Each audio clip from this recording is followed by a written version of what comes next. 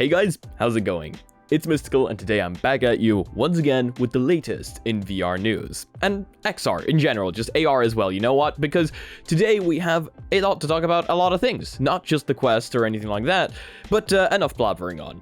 As usual, if you like this one, slap that red button down below. And let's get right into it. So the Quest has a lot of experimental settings, and in fact we've gone through a bunch of experimental settings in the past that are now fully stable, fully fleshed out official settings, no longer an experimental.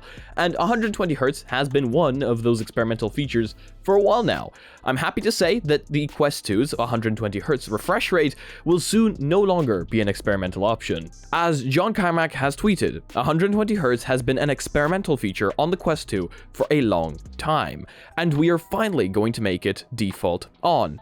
Any app that plays 60 FPS video should consider 120 FPS display. It avoids the flicker of 60 FPS display and makes imperfect release tempo less harsh. While 120Hz, according to me, is not practical for a ton of games on the Quest, as, you know, the Quest is a standalone device. It doesn't have a whole ton of power. It's not going to be able to push that 120Hz on a ton of these games. But as Upload VR says, in titles like 11 Table Tennis, it will certainly give that extra responsiveness and lower latency than is possible on Pico or HTC standalones. And in games like that, you know, where every frame counts and responsiveness counts, this, I believe, is going to be a massive, massive upgrade. Let me know what you think down below. Do you play on 120Hz, or is that just a feature that, you know, you're not that excited about? Talking about big pieces of news though, Meta has now partnered with Qualcomm in order to release new standalone chipsets for the future. Qualcomm being one of the largest standalone chip manufacturers out there. They released the Snapdragon chips, which are part of not only most standalone VR devices,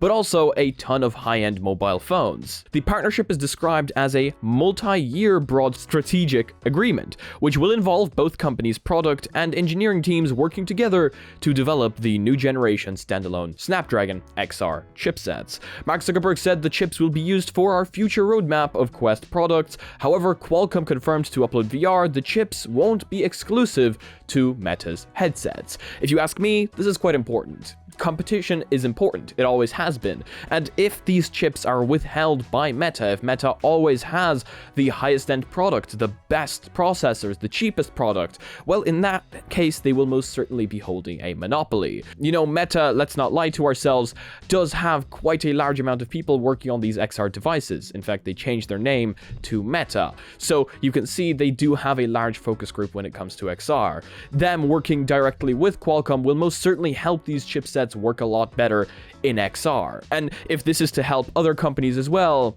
I'm all in. But do let me know what you think down below. The Meta Quest Pro has been spotted using WebXR. We know that the Connect conference is coming up very, very soon. We also know that next month, the Meta Quest Pro, or the Cambria, is supposedly going to be released. Well, we now have news on it being spotted using WebXR content, with the Quest Pro being evidence of Cambria's name. The Quest Pro has been spotted accessing WebXR content, further evidence of Project Cambria's product name. The finding was tweeted by co-founder of Zesty, a WebXR immersive ads provider. The data shows how many of a particular headset or browser have accessed WebXR content with Zesty ads in the last 24-hour period. As you'd expect, the Quest 2 makes up the majority of this list, with the Quest and Pico Neo 3 also listed, but a new device has shown up on the list, codenamed the Quest Pro. And of course, you know, Cambria again supposedly being released next month, and the Quest Pro now accessing WebXR content, telling us that, hey, it's almost ready. It's already accessing, you know, they're already testing it out, they're trying it out, they're making sure everything works, or something like that. You know, development kits are probably already out there, and developers are now accessing WebXR content with these devices. So, yeah, just a little piece of information for you there. I thought it was quite exciting. I thought it was quite interesting that the Quest Pro is already online and accessing WebXR content. Let me know what you think down below. I did look at the comments last time when I asked you guys about what you think the price tag is going to be. People are inching towards the $1,200, $1,500 mark. It's going to be quite interesting what it actually is. So $1,500, according to me, if it's an actual pro device, eye tracking, mouth tracking, you know, it's going to be quite interesting. But yeah, let me know what you think down below. And this is why you never go to sleep. I wake up and all hell breaks loose. So, yesterday, while this entire half of the world was probably, or at least hopefully, asleep, all hell broke loose on the internet. Not only was the Meta Quest Pro first leaked, like pictures of it, it then went a step further and we actually got a whole unboxing video. Now, a lot of you might be wondering to yourself, how is that possible? How did we get an unboxing video of the Quest? Well, first of all, it's not in the best quality, and second of all, it's not official. Of course it's not official. The apparent story behind this is that a hotel worker found the Quest Pro somewhere and like took a whole unboxing video of it, but what is my business is the fact that we now have a proper look at the Quest Pro. There are leaks no more. They are no more leaked. This does not look fake, is what I'm trying to say. It has cameras on the controllers, just as we predicted. It looks very light and very, very slim. Everything good that we hoped for. Except for the price tag, as we don't know that yet. But everything good that we hoped for, the form factor, everything being in the back of the headband, all the leaks seem to be entirely correct. So sadly, as Bradley, you were just like perfectly right. So I mean, I never doubted you once. I simp for Brad. I do apologize, I'm not in my right mind right now. I am just woke up. So this is super exciting. We have pictures of the Quest Pro and a fully blown unboxing video, which proves the fact that yes, developers have, as a matter of fact, gotten their hands on this device already, are checking it out, working on it, and yeah, controllers with cameras. Of course, a big problem here, according to a lot of people, is going to be battery life. That is just something we will have to wait and see whether battery life is actually going to be a problem with these controllers. However, occlusion will no longer be a problem, unless of course you stick tape over the cameras. That's a different story. These controllers look really cool. I will hopefully be able to get some grips for them in the future because, you know, they look like they would be even easier to throw out of your hand than the original ones were. So hopefully that's not the case. But I guess we'll just have to wait and see. Looks very aerodynamic. Not aerodynamic. Looks very ergonomic. Not much more to say about it. It's just super exciting finally seeing this thing in the flesh. And yeah, I mean, all hell broke loose. This is either hell for Meta or this is another PR stunt. But I guess that's something we'll never be able to find out. I mean, I don't think it's a PR stunt judging by the quality. But yeah, let me know what you think down below. I need to drive a friend to college now. Talking about face and eye tracking, the Vive Focus 3 gets face and eye tracking add-ons ahead of the Quest Pro launch. Of course, this is probably something for them to be able to compete with the Quest Pro once it comes out, and HTC now sells face and eye tracking add-ons for the Vive Focus 3. Again, I think this is clearly them wanting to compete with the new device from Meta coming out, as if they have features that they don't have, you know, there's going to be an obvious advantage there. The Vive Focus 3 is HTC's standalone VR headset designed for businesses, priced at $1,299. Again, kind of will be competing with each other there, I think, especially on price points.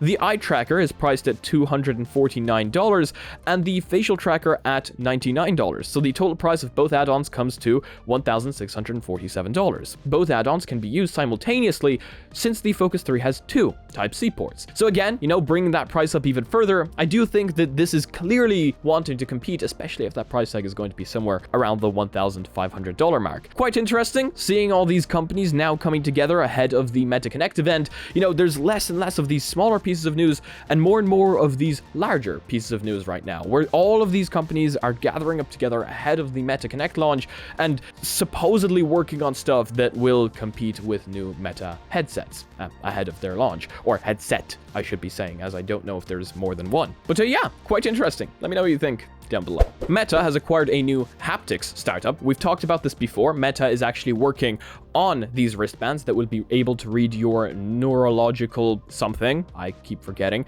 They're EMG wristbands. They're reading the electrical signals sent from your brain, able to tell what gestures you're making with your hand. I have my hands on the Myo armband, which I actually made a video about right up here in case you want to check it out. The Myo armband was an older device that did exactly that, and then the company was bought out by Facebook. Well, actually, it was bought out by a different company first, and that company was bought out by Facebook. So now Facebook is working on that, and of course, they are going to want some haptics in there as well. So they have acquired Lofelt, but why? The acquisition was discovered by the Wall Street Journal. We're excited that members of the Lofelt team have joined Meta, a Meta spokesperson said.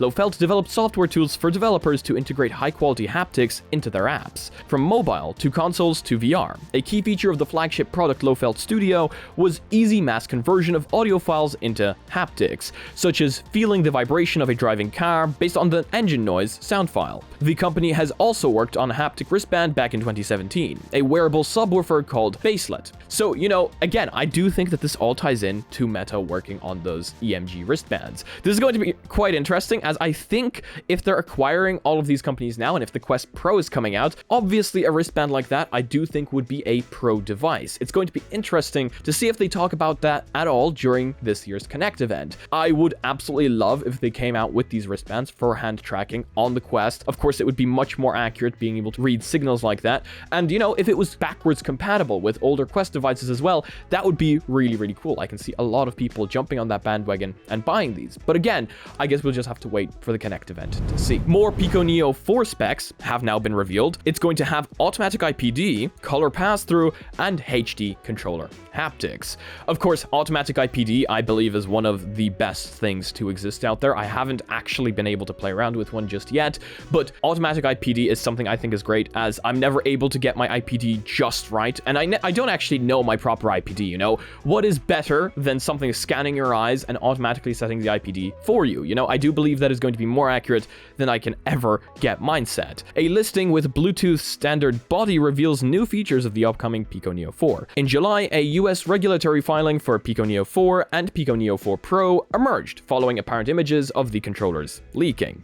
Now, a listing with Bluetooth Special Interest Group reveals additional features of the headset. If you want to read the full text, I'm going to leave a link to it down below to Upload VR's article. Either way, these are some features that I do think should be coming to most headsets nowadays, as we are moving forward. And if headsets don't start having these features, I do think that they are going to be left behind. But do let me know what you think down below. Should features like this be for more pro-oriented devices, or should most standalone headsets nowadays have things like automatic IPD adjustment? You know, I do see why some people would prefer a budget headset without things like automatic IPD adjustment and just do it themselves, while others might look at it as something that should actually exist in most headsets nowadays, whether they're budget or not. So I'd love to hear your opinions. And finally, the SteamVR hardware survey has been fixed. The SteamVR hardware survey has been a little bit weird during the last few months. There have been some anomalies, to say the least. We've talked about this before, but there was a massive spike there a few months ago, and then there was a massive spike last month as well. Like an absolutely huge spike, which made the data completely unreadable and just something that we could not rely on. Well, Valve now says they've apparently fixed it. Valve says it fixed collection and analysis issues with Steam hardware survey's VR section. Last week, Upload VR published an article outlining the recent anomalies in Steam hardware survey's VR section, including large unexpected jumps in the key Steam users with VR headsets figure. This is what we talked about a few seconds ago. Now Steam says some variation in the statistics is to be expected. However, the May/July jumps in extra category in July had us take a deeper look, and we've now found a few issues with the collection and analysis of data, as well as corrected the August survey results page. We expect to have more accurate results going forward.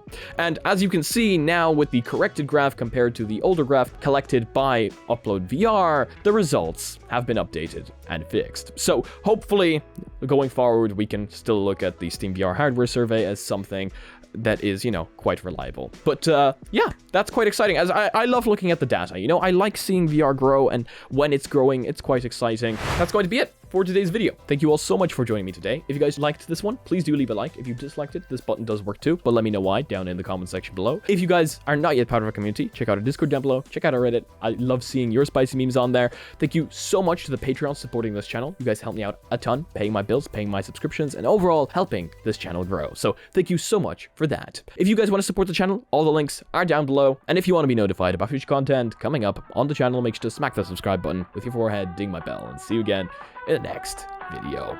Peace.